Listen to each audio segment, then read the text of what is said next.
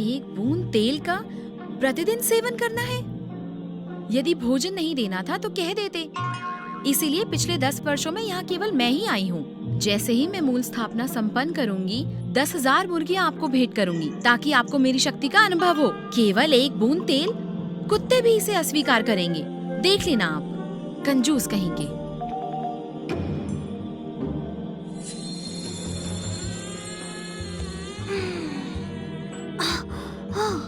रूप परिवर्तन, इसके लिए तो हजारों वर्षों तक तपस्या करनी पड़ती है, पर मैं चंद पलों में कैसे हो गई? वो इस तेल की वजह से हुआ है। अद्भुत, आशा नहीं था कि इस तेल में ऐसी प्रभावशाली दिव्यता होगी। इसकी वजह से मैं इच्छाधारी चींटी में परिवर्तित हो गई और मेरी शक्ति बढ़ गई। अब मैं एक दिव्य प्राणी हूँ जिसमें चींटियों की विनाशकारी शक्ति है। क्या है? वज्र प्रहार? ये तो परिवर्तन की परीक्षा है। मैं अभी परिवर्तित हुई हूँ। ये तो प्राण युद्ध है। क्या परिवर्तित होते ही मृत्यु का शिकार बन जाऊंगी? क्या ये मेरे जीवन का अंत है? ऐसा वज्र प्रहार क्यों हो रहा है? जाओ। ये एक दिव्य मनुष्य है या एक शक्ति है? स्वर्ग के व्यर्थ नियम, इन्हें तो नष्ट हो जाना चाहिए। धन्यवाद दिव्य मनुष्य तेल के लिए और वज्र प्रहार से मेरी रक्षा करने के लिए। मैं इच्छाधारी चींटी प्रण लेती हूँ कि इस गुरुकुल की सदैव रक्षा करूंगी। तेल मैंने कब दिया?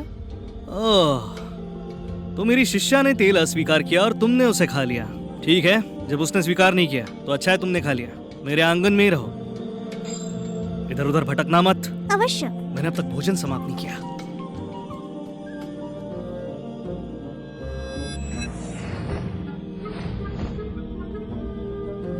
ये तो एक दिव्य लोक का अंश है। मैंने कभी नहीं सोचा था कि मुझ जैसी चींटी को ये अवसर प्राप्त होगा। चलो ठीक है, तो अब से इस स्थान पर हमारा राज होगा। सुनो युवती, क्या कहा तुमने? चींटी का राज? हम जैसे दिव्य प्राणी भी यहाँ राज करने की चेष्टा स्वप्न में भी नहीं करते। और तुम्हारा ऐसा दुस्साहस? श्वेत व्याघ्र, नीलांबर ड्रैगन और काला कुर्म, ये आचार्य जी तो दिव्य प्राणियों को पालतू पशुओं की तरह पालते हैं।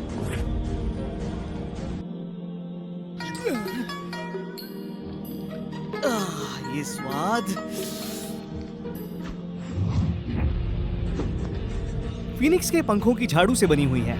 इसमें महामार्ग का सार है। प्रिय शिष्यों, मेरे गुरुकुल आ जाओ और आनंदमयी जीवन जियो। मैं तुम्हें महासार तक ले जाऊंगा।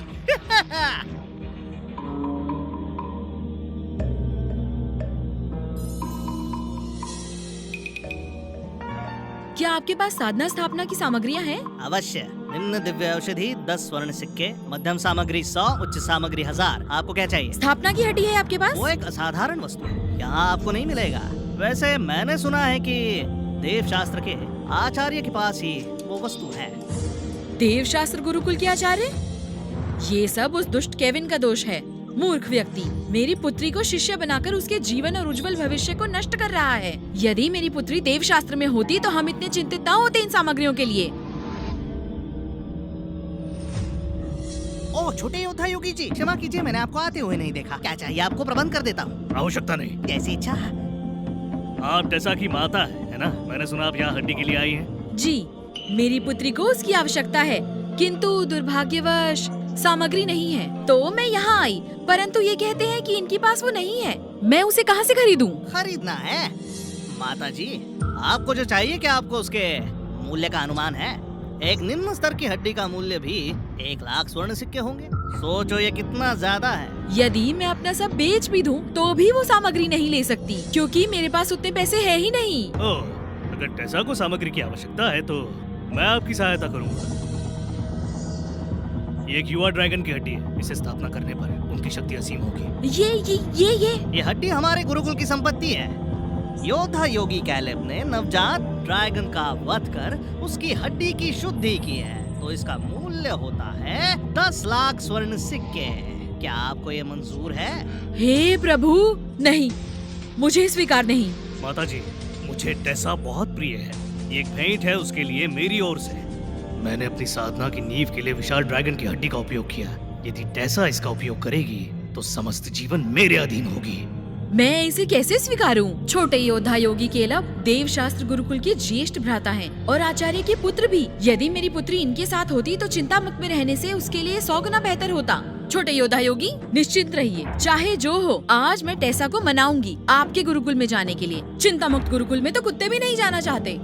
चिंता नहीं, 3 दिनों में चिंता मुक्त में नए आचार्य आएंगे। केलव जी, ये वस्तु अमूल्य है, लौटते समय किसी ने लूट लिया तो अनर्थ हो जाएगा। यदि आप हमारे साथ चलें तो बहुत अच्छा होगा, हमारी मदद हो जाएगी। क्या आप हमारी मदद नहीं करेंगे? ओ, हमारे छोटे योद्धा योगी ऊंचे कुल के हैं।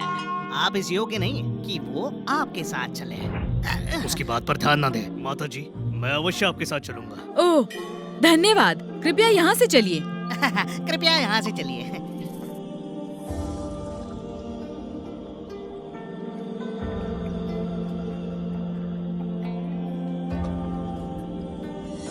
हाँ?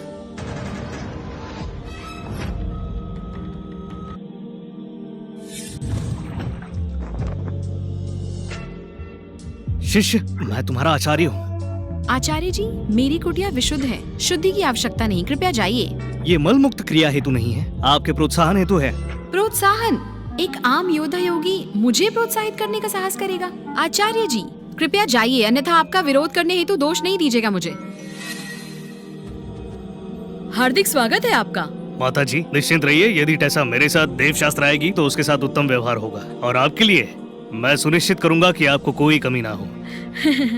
निश्चिंत रहिए छोटे योद्धा योगी जी, यदि आज बात मेरे प्राण पर ही क्यों ना आए, परंतु टेसा यहाँ नहीं रुकेगी, वो आपके साथ अवश्य जाएगी। टेसा, जैसे तुम देव शास्त्र आओगी तो देखना मैं तुमसे कैसे व्यवहार करता हूँ। शिष्य, अपने आचार्य पर विश्वास करो, अगरबत्ती जलाने जितना समय लगेगा, शीघ्र ही तैयार हो जाओ। आप निकट आए तो मैं प्रहार करूंगी।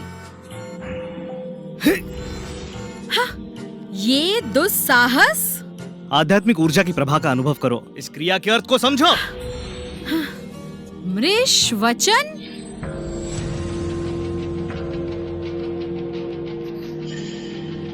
इसका अर्थ ये है? ये सहज प्रक्रिया है। क्या ऐसा संभव होगा कि आचार्य जी के पास जो पंख झाड़ू है वो इस गुरुकुल का अमूल्य कोष है? मेरे व्यर्थ आचार्य के पास ऐसी अमूल्य वस्तु कैसे? लगता है ये गुरुकुल उतना भी व्यर्थ नहीं। तैयार हो जाओ। अवश्य आचार्य जी। शिष्य, कैसा लग रहा है? कठोरता से प्रहार कीजिए, अति कठोरता से, रुकिए मत। आचार्य जी, और कठोरता से। रुकिए मत आचार्य जी। आचार्य जी, ये क्या हो रहा है? केविन, मैं तुम्हारे प्राण हर लूंगा। अरे शिष्य कैलेब, तुम यहाँ क्या कर रहे हो? केविन, तुम एक आचार्य होकर मेरी प्रिय युवती पर दुष्ट दृष्टि डालते हो, आज नहीं बचोगे। ऐसा करने का दुस्साहस क्यों? तुम क्यों मुझे मजबूर कर रहे हो?